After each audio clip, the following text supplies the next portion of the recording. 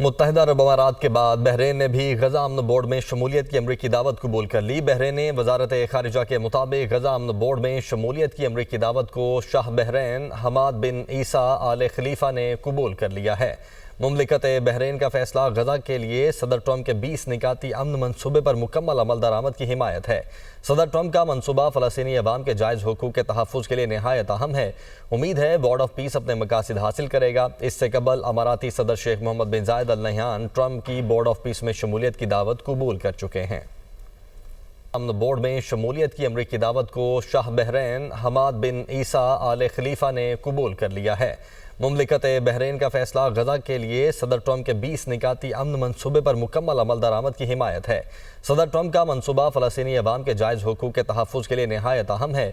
उम्मीद है board of peace अपने मकासद हासिल करेगा। इससे कबल अमाराती सदर शेख मोहम्मद बिन जायद अल नहयान ट्रंप की बोर्ड ऑफ पीस में शमूलियत की दावत कबूल कर चुके हैं।